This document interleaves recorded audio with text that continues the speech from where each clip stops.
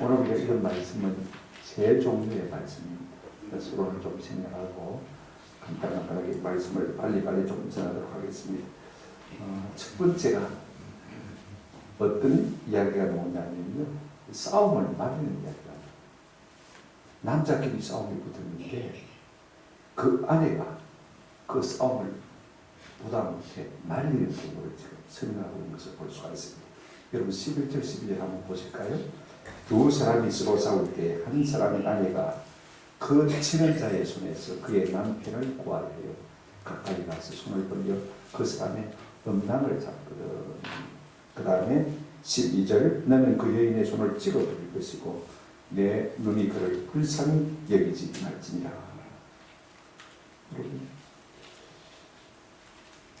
남자들이 싸우는데 어떤 남자의 아내가 그 옆에 있었다면요, 말려야 되지 않겠습니까?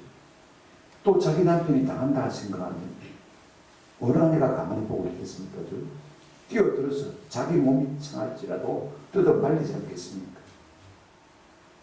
근데 오늘 본문에 보니까 그럴 경우에도 너무 과도하거나 상식에 벗어나면요, 그 일을 하나님이 기뻐하지 않는 것을 볼 수가 있습니다. 오늘 본문에 보시면 11절 끝에 무슨 말씀이 있냐면 그의 남편을 구하려 하여 가까이 가서 손을 벌려 그 사람의 음낭을 잡거든.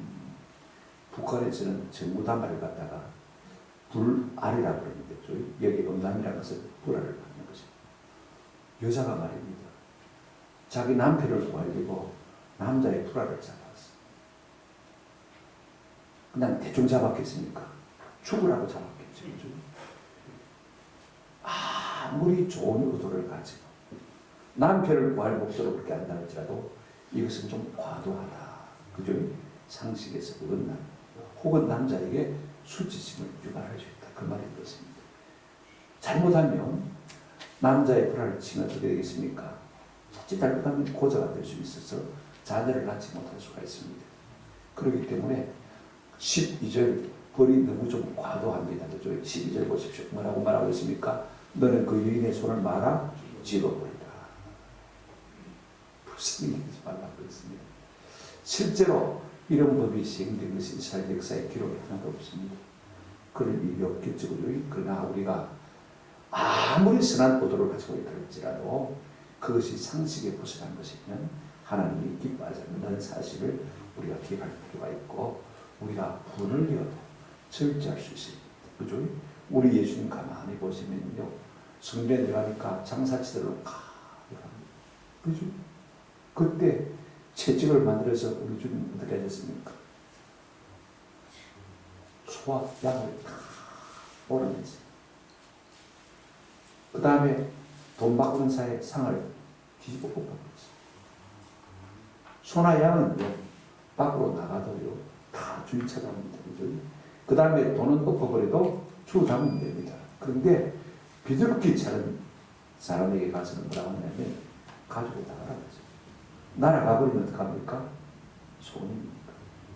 우리 주님을 향한, 아버지 하나님을 향한 열심을 가지고도요, 화가 나서 어떻게 할 줄 알지 못하면서도 분비를 느끼게 행동하는 것을 볼 수가 있습니다. 오늘 우리가 어떤 경우에 화가 나서 어떻게 할 수 없는 그런 처지 가운데 있을지라도 분별력을 잊지 않는 그런 은혜가 있기를 주님의 이름으로 축원합니다.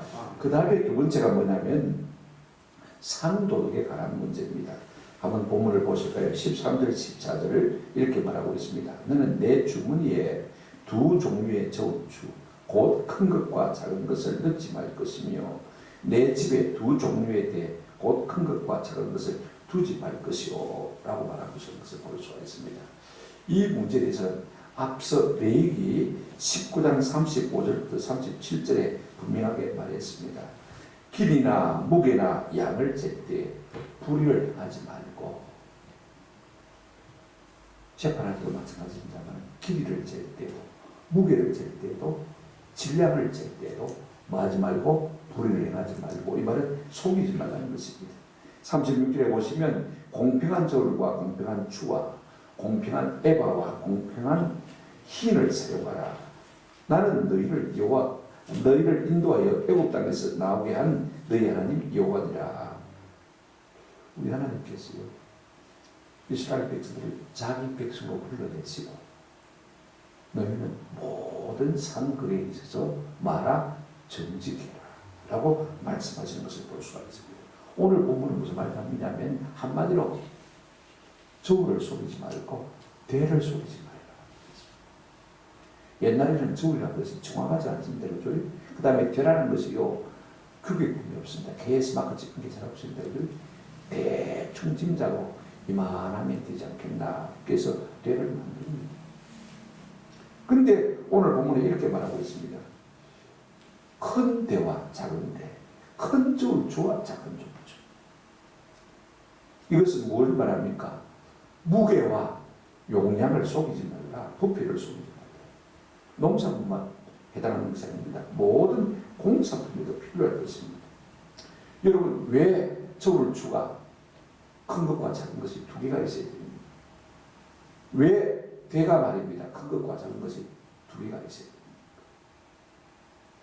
작은 것만 있든지 큰 것만 있든지 그러면 될 것인데 왜 둘 다를 가지는 것입니까?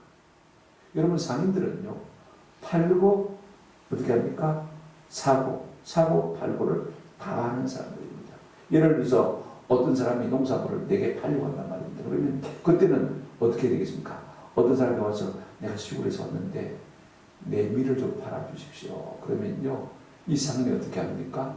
큰 대를 가지고 와서 밀을 담는 것입니다. 그러면 어떻게 합니까? 예를 들어서 한 대 10,000원이다. 그러면 그죠? 제가 어릴 때 우리 아버지 장부를 보니까 쌀 한 대 70원, 보리 한 대 45원, 40원 그러더라고요. 제가 초등학교 때. 지금은 물가가 엄청나게 올랐지. 예를 들어서 밀 한 대가 뭐 100원이다 그러십시오. 그죠? 근데 되를 크게 해버리면 자기는 밀입니다. 돈은 100원밖에 안 줍니다. 그죠? 그 다음에 이제 팔 때는 어떻게 합니까? 작은 대를 가지고 파는 것입니다. 무슨 말인지 알겠죠? 그죠? 자, 보십시오. 그러면요, 큰 대를 가지고 100원에 주고 사가지고, 그죠? 작은 대를 가지고 120원에 파는 것입니다. 그러면 20원만 남습니까? 그 위에 한 20원 더 정도 더 남을 것입니다. 그죠? 그렇게 하지 말라는 것입니다. 그러면 내게 판 사람에게도 손해를 입히는 것이고, 내가 파는 사람에게도 많은 것입니까? 손해를 입히는 것이 되고, 속이는 것이 되고, 그것이 곧 뭐가 된다는 말입니까? 도둑질이 된다. 그 말인 것입니다. 이것은요, 현대사회도 조금 더 다를 바가 없습니다. 오늘 우리는 무게를 속일 때가 참 많습니다. 우리는 부피를 속일 때가, 양을 속일 때가 참 많습니다. 왜 하나님께서 이와 같은 말씀하셨느냐? 하나님은 사랑의 하나님이십니다. 만약에 가난한 자를 우리가 속인다면요, 하나님 우리를 가만히 두시겠습니까? 너는 잘 보고 산 사람들에서 그래, 무디 고구마 마늘 빼먹지 가난한 사람을 속여서 봐라 이놈아. 하나님 기뻐하지 않는 것입니다. 생각해 보십시오. 그러니까 하나님은 공의 하나님이십니다. 정직한 하나님이시고 진실한 하나님이십니다. 하나님은 진리 하나님이라 성경에 많게 진리의 하나님 그렇게 표현하고 있는 것을 볼 수가 있습니다. 그런가 하면 하나님의 말씀도 진리의 말씀입니다. 여러분, 성경을 말할 때요, 하나님의 말씀을 진리의 말씀 성경 여러 곳에서 그렇게 표현하고 있는 것을 볼 수가 있습니다. 오늘 주어진 이와 같은 모든 율법들은요, 다 십계명을 세세하게 우리 가운데 적용하는 말씀인 것입니다. 5계명부터 10계명까지가 우리 인륜의 계명 아닙니까? 사람에게 어떻게 할 것이냐. 한마디로 말하면 사랑이지만요, 어떤 의미에서 5계명서부터 10계명은요, 한번 더 합시다. 한마디로 도둑질하지 말라. 그 말이에요. 속에서 도둑질하지 말라. 그 말이에요. 5계명 보십시오. 내 부모를 공경하라. 그죠? 무슨 말씀입니까? 부모의 명예를 도둑질하지 말라는 것입니다. 부모는 부모로서 마땅히 공경받아야 될 존재인데, 우리가 만약에 마땅히 받아야 할 공경을 부모에게 드리지 않는다면 그것은 부모의 명예를 더럽히는 것이고 도둑질하는 것이겠죠. 6계명입니다. 살인하지 말라. 여러분, 무슨 계명입니까? 남의 생명을 도둑질하지 말라 그 말입니다. 살인하는 것은요, 남의 생명을 도둑질하는 것이죠. 어떤 젊은 부부가 귀촌을 해서 시골에 집을 짓고 살다가 부부가 동시에 죽었어요. 사인을 조사해 보니까 가스 보일러에서 가스가 식 3시간 정도 지나더라고요. 일산화탄소와 냄새도 없고 느끼지 못한다. 그러면 가스 보일러 시공하는 사람이 뭐 해야 됩니까? 정직. 그래서 남의 생명을 빼앗았다면요, 그것은 남의 생명을 도둑질 하는 그와 같은 일을 한 것입니다. 그런 걸 하나님 앞에서 벌을 받아야 마땅한 것이죠. 7계명 간음하지 말지냐. 무슨 계명입니까? 남의 사랑을 도둑질하지 말라는 것입니다. 남의 정도를 도둑질하지 말라는 것입니다.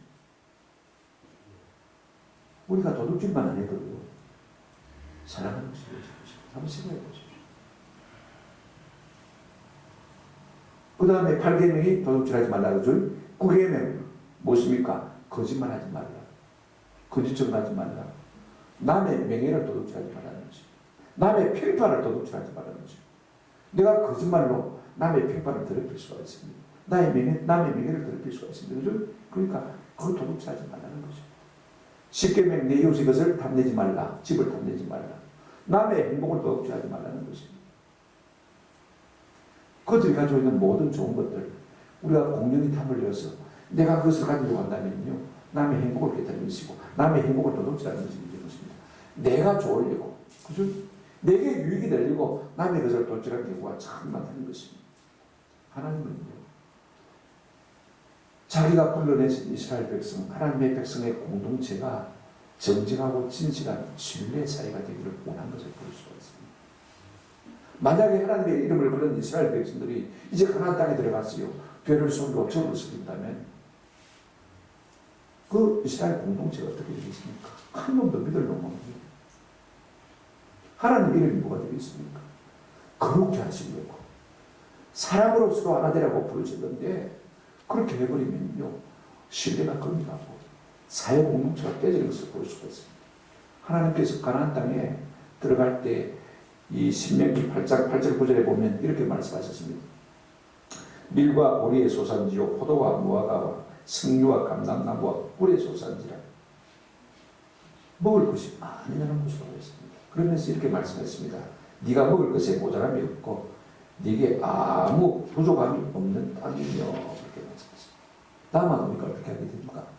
이제 농산물을 외국에 팔겠죠. 수출하겠죠. 그때 저울을 속이지 말아요. 그때 대를 속이지 말아라. 그 말이죠.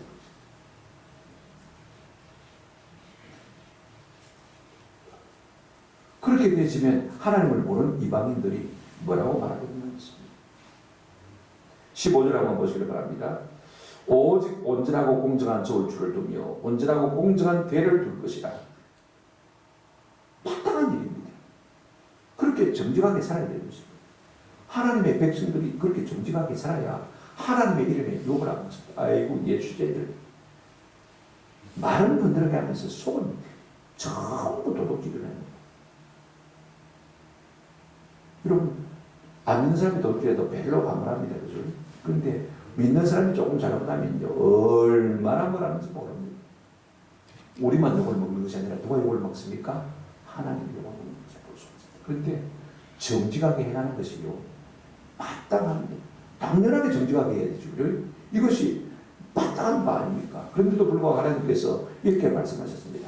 그리하면 내 하나님 여호와께서 내게 주시는 땅에서 내 날이 말이라 길리라. 우리가 다 장수하기를 원하지 않습니다. 형통하기를 원하지 않습니다. 남의 것 속에 취하지 말라는 것입니다. 도둑질하지 말라는 것입니다. 그리하면 지극히 당연한 그 일을 함에도 불구하고 인간의 본성이 이것이 하기가 너무 어렵다는 것을 알기 때문에 하나님께서 내가 내 날을 마비하겠다, 길게 만들어주겠다, 보너스의 복을 주겠다. 아니 하나님, 우리가 마땅히 당연히 될 바를 당연히 한 것인데 하나님께서 이렇게 복을 주십니까? 그렇게 복을 주시겠다고 말씀하신 것을 볼 수가 있습니다. 그런데 16절에 보시기 바랍니다. 그렇게 하지 않으면 어떻게 하신다고 했습니까? 16절, 이런 일들을 하는 모든 자, 악을 행하는 모든 자는 내 하나님 여호와께 만이라 가정하리라. 우리가 속여파는 것, 그죠? 속여파는 것. 남에서 도둑질하는 것인데 그건 하나님 앞에 말하고 있습니까? 가증하다. 공의 하나님께서 그걸 못 봐주신다는 것입니다. 차마 눈을 뜨고 볼 수가 없다는 것입니다. 사랑의 하나님께서 나보다 훨씬 못 사는 사람에게 속에 파는 것을 차마 눈을 뜨고 보실 수가 없다고 했어요. 사람은 모를까요? 하나님은 다 보고 계시다는 것입니까? 하나님 앞에 마음 것이 하고 있습니까? 가증한 것이 하고 있습니다. 여러분, 우리가 이런 일을 하고 하나님 앞에 복을 받겠습니까? 하나님이 가증하게 보는데, 해모스럽게 보는데, 무슨 수로 우리가 하나님 앞에 복을 받아 잘 되겠습니까? 잘 될 수 있는 것입니다. 오늘 우리 예수 믿는 사람, 하나님의 뒷가슴이라는 게 율법이지만 오늘 시대도 그대로 뭡니까? 적용이 되지는 않습니다. 조금 적혀먹고 그래도 하나님께서 우리에게 복을 주시면 잘 될 줄로 믿습니다. 그러므로 우리가 율법을 어기는 것은 모든 의미에서 남에게서 도덕질하는 것이 되어주고 속이는 것이 되어주는 것입니다. 정직한 영은 우리 가운데 날마다 복을 주시다. 우리 하나님 앞에 늘 기도하는 사실입니다. 왜냐하면 내가 조금만 트릭을 쓰면 내게 수입이 더 늘어날 수 있음을 우리가 잘 알고 있습니다. 자기 분야에서 오래 잡기가 부른 사람은요, 이렇게 하면 돈을 더 벌 수 있다는 사실을 다 알고 있지 않습니까? 그럼에도 불구하고 그렇게 하지 아니할 때 하나님께서 내 날이 길리라 라고 말씀하시고, 만약에 세상 사람들처럼 그렇게 한다면 이는 여호와께 망한 것이라 가증한 것이라 라고 말하고 있는 것을 볼 수가 있습니다. 저울을 속이지 말라고 했습니다. 되를 속이지 말라고 말하고 있습니다. 세 번째로 하나님께서 특별한 명령을 하시는 것을 볼 수가 있습니다. 아말렉 족속이 있는데 이 아말렉 족속을 진멸하라. 여러분 17절부터 19절 짧은 석절입니다만요, 무슨 말로 시작하고 있냐면 아말렉이 내게 한 일을 말아 기억해라. 기억하라는 말. 그 다음에 19절에 보면 이렇게 말하고 있습니다. 너는 천하에서 아말렉에 대한 기억을 지워버리라. 너는 잊지 말지라. 신명기 25장 17절입니다. 한번 따라합시다. 기억하라. 잊지 말라. 하나는 긍정적인 명령이고 하나는 부정적인 명령입니다. 강조점은 어디에 있느냐? 뭐 기억하라. 아니면 잊지 말라. 어느 쪽으로 해도 괜찮습니다만 모세가 왜 이 말을 하고 있냐면 아주 유언처럼 마지막 말처럼 너는 꼭 하나님이 말씀하신 이 말씀들을 지켜 행하고 그래서 아말렉을 땅에서 진멸하라. 그렇게 말하고 있는 것을 볼 수가 있습니다. 여러분 아말렉 족속이 어떤 족속이냐? 세속 역사에는 이름이 한 번도 등장하지 않습니다. 기록에 남아있는 것이 없어요. 근데 단지 성경에만 아말렉 족속이 있었다 말하고 있습니다. 아말렉 족속은 이스라엘 남쪽 땅에 삽니다. 네개의 사막, 그 다음에 시내 반도간 밑에서 유목생활 한 사람인데, 우리가 창세기 36장 12절 에스의 아들 엘리바스의 적 딘나는 아말렉을 엘리바스에게서 낳았으며 그랬습니다. 에스의 아들 엘리바스라는 사람이 그의 첩에게서 뭘 낳았다고요? 아벨렉을 낳았다. 이렇게 말하고 있는 것을 볼 수가 있습니다. 이 아말렉이라는 말은 아말이라는 동사에서 나왔는데 에스 수고하다 보세요. 여러분 에스는 하나님 없이도 잘 살 것처럼 착각하고 사는 사람입니다. 그런데 하나님 없이 잘 살 것이라고 착각하는 사람들의 삶의 특징이 어떠냐면 죽을 고생하는 거지. 내가 고생을 하는데 본치가 없는 거. 내가 수고를 하는데 본치가 없는 거. 오늘 우리의 삶이 그렇다면요, 한번 우리 자신을 좀 돌아보고 결단할 수 있는 은혜가 있게 주의 이름으로 축원합니다. 내가 애를 썼는데 고생하는데 본치가 없다. 내가 고생만 한다고 생각했다. 하나님을 기쁘시게 하고 하나님을 왕으로 인정하면요, 하나님께서 우리의 삶에 길을 인도하시고 점점 행동하는 곳으로 사람들을 붙여주시고 내 길을 이끌어 가셔서 내가 잘 되는 것이지 내 힘으로 내가 잘 살아보려고 해서 잘 되는 것은 대단한 거입니다. 이 아말렉과 이스라엘 백성의 관계가 출애굽기 17장에 처음 나온 것을 볼 수가 있습니다. 그죠? 우리가 아말렉과의 전쟁이 이스라엘 백성들 애굽에서 나와서 제일 먼저 권대에서 그건 전쟁 아닙니까? 그죠? 근데 희한하게 모세가 손을 들면 이스라엘이 이기고 팔이 너무 아파가지고 기도에 손을 내리면 아말렉입니다. 그래서 아론과 홀이 모세의 손을 옆에서 받쳐왔습니다. 팔이 아파서 내려오니까 자꾸 내려오니까 받쳐줍니다. 그래서 팔이 안 내려오니까 이스라엘 백성들을 이스라엘이 아말렉 사람들을 이긴 것을 우리가 출애굽기 17장을 통해서 잘 알고 있습니다. 그때 진멸된 것은 아닙니다. 사울 왕 때도 다윗 왕 때도 아말렉이 계속 이스라엘을 괴롭히는 것을 볼 수가 있습니다. 사사시대도 물론이고 나중에요 이스라엘 백성이 바벨론에 포로 끌려갔습니다. 거기서도 이스라엘 백성과 악행이 계속되는 것을 볼 수가 있습니다. 여러분 바벨론 페르시아의 바사 제국의 이 총리가 누구였냐면 하만입니다. 에스더스에 보면 그 이야기 나오잖아요. 나중에 모르드게가 총리가 됩니다만요. 모르드게 때문에 하만이요. 물어보니까 조로마가 왜 있냐고요. 지한테 인사도 안 하는데, 절도 안 하는데, 거수기 인도 안 하는데, 물어보지도 않는데, 저 인간을 내가 어떻게 처치해볼까 하고 가만히 신문을 해보니까, 탐문을 해보니까, 이 모르드게가 누굽니까? 이스라엘 히브리 민족입니다. 이거 다 죽여버립니다. 그런데 이 하만이라는 이름이 나올 때, 맞아. 우리가 에스더스 성경을 보게 되었으면요. 항상 아각 사람의 후손 하만 이렇게 말하고 있습니다.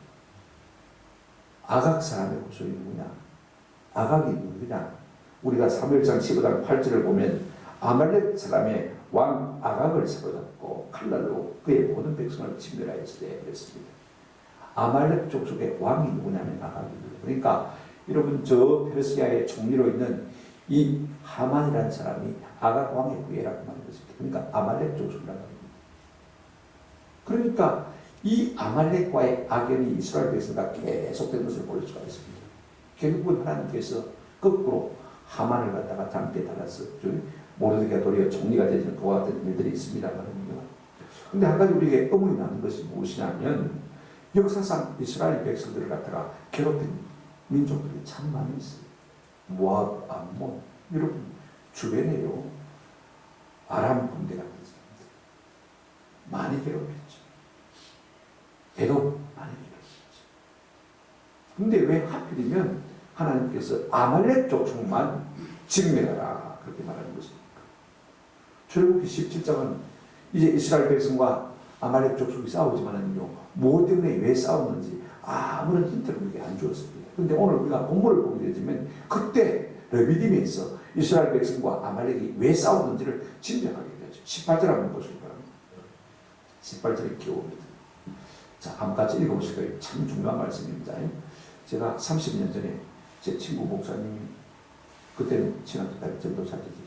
이 말씀을 가지고 칼럼을 하나 썼는데 그때 제가 그 읽어보고 은혜를 받았어요. 와, 같은 전도사지만은요 은혜를 받았어요. 그래가지고 지난 목요일 좀 제가 그 친구한테 전화를 했습니다. 한 목사.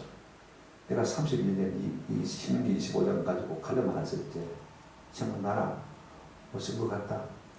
그 원고 남아있으면 이메일을 좀 보내도 하고 했더니 3년 전에 컴퓨터가 뭐 있었습니까? 그죠? 없을 게 자료가 없는 거예요.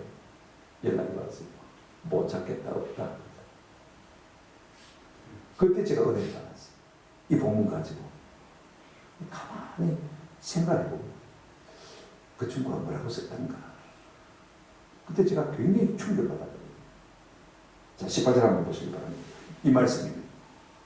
같이 읽어보시면 시작. 곧 그들이 아말렉 족속을 말합니다. 너를 길에서 만나 내가 피곤할 때에 내 뒤에 떨어진 약한 자들을 쳤고 하나님을 두려워하지 않는다. 무엇 때문에 하나님께서 이스라엘 백성을 괴롭힌 민족들이 그렇게 많음에도 불구하고 유독 아말렉을 향하여서만 침멸하라고 그렇게 하나님이 원수를 삼아서 미워하신 것입니까? 오늘 본문이 키워드입니다. 하나님이 무엇을 미워하시고 무엇을 싫어하는지 우리가 여기서 알 수가 있는 것입니다. 자, 그들이 아말렉 족속입니다. 너를 길에서 만나 광야에서 족조의 출애굽기 17장에 나온 이야기입니다. 근데 중요한 것은 세 가지입니다. 첫째, 내가 말할 때요 피곤할 때. 둘째, 내 뒤에서 떨어진 자들을 마고요 쳤고, 셋째, 하나님을 두려워하지 않냐입니다. 하나님은 이 세 가지 이유 때문에 아말렉 족속을 그렇게 지배령까지 미워하신 것을 볼 수가 있습니다. 자, 이게 무슨 의미냐? 여러분, 전쟁을 해도 전쟁에 도가 있습니다. 오늘 이스라엘 백성들을 아말렉이 칠 때 어떤 때 쳤다고 했습니까? 보십시오. 네가 마를 때 피고를.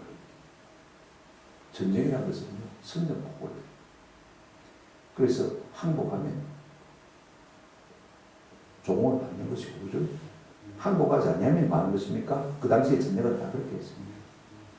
그 당시에 항복하지 않으면 치는 것이죠. 근데 이건 예고도 없는 거예요. 예고도 없는 거죠.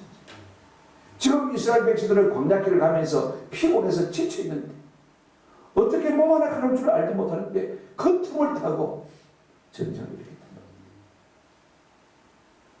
상대가 어떻게 해볼 도리가 없는 거예요. 그게 지혜라고 생각할지 모르지만 하나님 그렇게 보자는 것이에요. 너무 잔인하다, 너무 비하다 그렇게 보시는 것이에요. 두 번째가 참 중요합니다.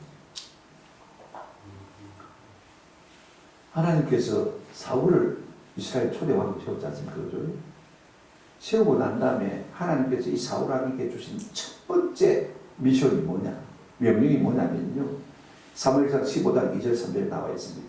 만군의 여호와께서 이같이 말씀하시기를 아말렉이 이스라엘에게 행한 일, 곧 애굽에서 나올 때 길에서 대적한 일로 내가 그들을 벌하노니 너는 지금 가서 아말렉을 쳐서 그들의 모든 소유를 남기지 말고 진멸하되 남녀와 소아와 젖먹는 아이와 우양과 낙타와 나귀를 다 죽이라. 사람은 물론이고 짐승도 다 죽이라. 생명 있는 것을 다 죽이라. 하나님께서요 철저하게 그들을 미워하시는 것을 볼 수가 있습니다. 그래서 사울이 왕이 되자마자 첫 번째 미션을 준 것이 무엇이냐면 진멸하는 것이에요. 누구를요? 아말렉. 그토록 하나님 미워하시는 것을 볼 수가 있어요. 그런데 사울이 100% 순종을 다하겠습니다. 전쟁을 나가서 이겼는데 왕이 전리품을 끌고 가야 되지 않습니까? 그래야 백성들이 인기가 있습니다. 그리고 수관부사들에게 뭔가 나눠주는 것이 있어야 군대 사기가 올라가지. 그래가지고 좋은 우양은 다 끌고 왔습니다. 양이 울고 소가 우니까요. 사무엘에서 내가 물어봤습니다. 이 우는 소리가 무슨 소리냐? 그랬더니 이 사울왕이 말이 무엇입니까? 내가 좋은 것을 하나님 앞에 제물로 던지고 끌고 왔다. 그랬을 때 사무엘이 이 사울왕에게 한 말이 사무엘상 15장 22절에 이렇게 말하고 있습니다. 사무엘이 이르되 여호와께서 번제와 다른 제사를 그의 목소리를 청종하는 것을 좋아하신다지 좋아하시겠나요? 순종이 제사보다 낫고 듣는 것이 수양의 기름보다 낫습니다. 우리가 예배 하나 하는 것보다도 하나님의 말씀에 순종하는 것을 하나님 마신다고요? 기뻐하신다고 했습니다. 재물이 중요한 것이 아니라는 것입니다. 내가 헌금 좀 많이 하기 위해서 부당한 방법으로 하나님이 돈을 버는 것을 좋아한다, 안 한다? 안 한다. 이걸 말씀하고 있는 거예요. 우리는 헌금 좀 많이 하려고, 그죠? 때로는 부당한 방법으로 돈을 취할 때가 있습니다. 아닙니다. 하나님은 그거 기뻐하지 않는다고 했습니다. 순종이 제사보다 낫고 듣는 것이 수양의 기름보다 마다 낫다. 성경 그렇게 말하고 있는 것을 볼 수가 있습니다. 그래 이스라엘 백성들을 이 아말렉이 쳤으니까 하나님이 대대로 원수가 되기를 원하는데 특별히 어떤 부분에서 하나님이 진노하셨냐면요. 바로 이 부분입니다. 두 번째가 뭐냐면 뒤에 떨어진 약한 자들을 친 것입니다. 여러분 먼 길을 갑니다. 광야길을 갑니다. 하루 이틀 가는 것도 아니고 1년 40년을 가지 않습니까? 이스라엘 백성들이 광야길을 걷는데 여러분 뒤에 쳐질 수밖에 없는 사람들이 있습니다. 물론 그들이 오합질로 간 건 아닙니다. 그죠? 제일 앞에 유다 지파가 앞서고, 그죠? 그 다음에 2진, 3진, 4진 순서대로 다 갑니다. 그런데 순서대로 감에도 불구하고 뒤로 쳐질 수밖에 없는 사람들이 있습니다. 어떤 사람입니까? 여러분 한번 상상해 보시기 바랍니다. 먼 길을 가는데 여러분 자식이 없는 노약자들 누가 끌어주고, 그죠? 태워주고 하지 않냐면요 자연히 어떻게 할 수밖에 없습니까? 며칠씩 길을 가다 보면 기력이 지하니까 그죠? 뒤로 처지고 할 수밖에 없습니다. 누군가가 보살펴 줄 수 없는 고아들, 어린 고아들 있잖습니까? 그죠? 누가 업어주거나 그죠? 나귀에 태워주거나 짐승에 태워주지 않으면요 자꾸 길이 뒤처지는 것을 볼 수가 있습니다. 또 어떤 사람이 뒤처질 수 있겠습니까? 장애인들, 그죠? 다리를 저는 분들, 몸이 불편한 분들은요 어떻게 빨리 그 광야에서 갈 수가 있겠습니까? 할 수 없는 것이죠. 아무리 빨리 건다 해도 자꾸 처지고 뒤로 처질 수밖에 없는 것입니다. 이게 중요한 것이 18절 다시 한번 들려주시기 바랍니다. 18절 뒤에 있는 떨어진 18절 사무엘상 신명기 25장 18절 신명기 25장 18절 세 가지 이유가 나옵니다. 18절 보십시오. 아까 피곤하게 했죠. 그죠? 그 다음에 이 부분이 참 중요합니다. 내 뒤에 떨어진 누구요? 약한 자. 뒤에 떨어진 이렇게 말해도 우리가 짐작할 수 있습니다. 그런데 설명을 다 하고 있는 것을 볼 수가 있습니다. 어떤 자들? 약한 자들. 자식 없는 노약자들. 그죠? 그 다음에 고아들. 그 다음에 홀로 된 과부들. 그 다음에 장애인들. 다 약한 자들. 그런데 그들을 어떻게 했습니까? 그들을 칼날로 쳤다고 했습니다. 가장 불쌍한 사람들을 약하니까 얕잡아보고 함부로 칼날로 뭐 했습니까? 죽였습니다. 그런데 이것을 갖다가 성경은 뭐라고 말하고 있습니까? 하나님을 두려워하지 아니하여. 하나님 안 두려워하니까 약한 자들을 함부로 했다는 것입니다. 여러분 율법이 우리에게 계속해서 말하고 있는 것이 무엇입니까? 나그네 외국인 교구죠. 그 다음에 고아와 가부는 누구 것이라? 하나님 것이에요. 우리가 그들을 무시하면 누구를 무시하는 것이라고요? 하나님을 무시하는 것이죠. 구약의 율법의 관심은요 항상 약한 자들이 있는 것을 볼 수가 있습니다. 하나님의 마음은 항상 약한 자들이 있습니다. 돌봐줄 리 없다고 해서 내가 함부로 대하면요 하나님이 나와 원수되는 것을 우리가 기억할 필요가 있습니다. 그런 사람들은요 하나님을 두려워하는 없는 사람이라고 성경은 말하고 있는 것을 볼 수가 있습니다. 조금 적용을 하십시오. 우리 예수 믿는 사람들이 뭐 가난한 자를 돌본다 해서 가난한 자 파리를 하는 경우가 있습니다. 고아원을 많이 했습니다. 그런데 고아원은 다 못하겠습니다. 왜냐하면 고아원 파리를 했어. 무슨 말이냐면 고아들을 위한다. 그럽시고 자기 배를 부리. 그래서 사람이 하나. 양놈도 마찬가지.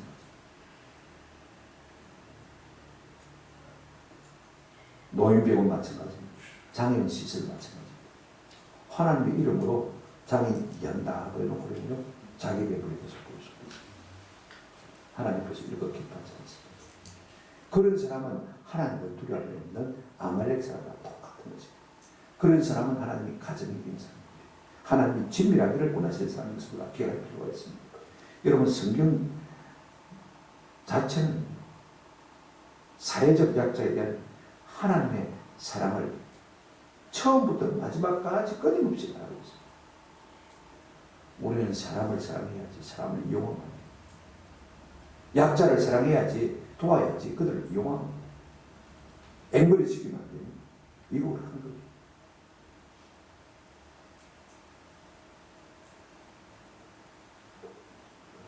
어떻게 사랑할 것이냐? 두 가지입니다. 한번 합시다. 저들을 위함으로 이게 사랑의 필요를 위해 주는 것. 그런데 또 한 가지 방법이 있을 수가 있습니다. 그게 뭐냐면 저들을 함부로 대하는 자들 내가 하나님의 입장에 있어서 그들을 대접하는 것이 막아주는 것입니다. 이것도 그들을 사랑하는 방법인 것입니다.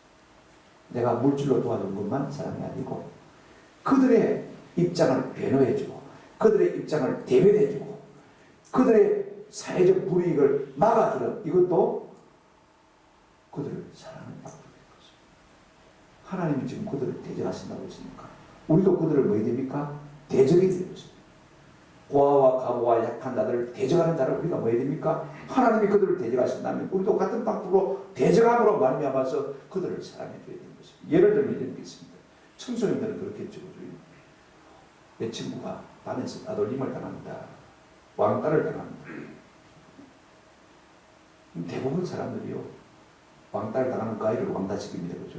그러나 우리가 참 그리스도인이라면, 참 믿음의 청소년이라면, 내가 왕따 당하는 그 아이의 입장에 있어서 왕따시키려면 그들을 대항해서 맞서 싸워줘야 됩니다.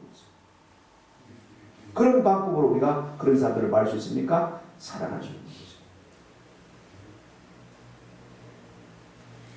직장에서 생각해 보십시오.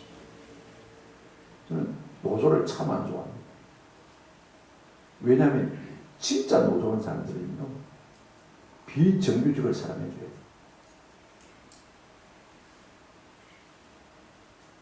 노조조차도 비정규직을 안 사랑합니다. 차별은. 그러면 안 돼요. 약자 편에 있어서 우리가 그들을 뭐 해야 됩니까? 대변해 줘야 됩니다. 그런 것이 없어요. 자기 밖을 채우려고 하는 것을 볼 수가 있어요. 우리 예수님 인상은 혹시 노조에 가겠다 하지 않아도 그런 거 안 합니다. 하나님이 불쌍히 계시는 그 사람의 입장에 서서 그들을 왜 줘야 됩니까? 대변해 줘야 됩니다. 악한 사람들을 맞서서 싸워줘야 됩니다.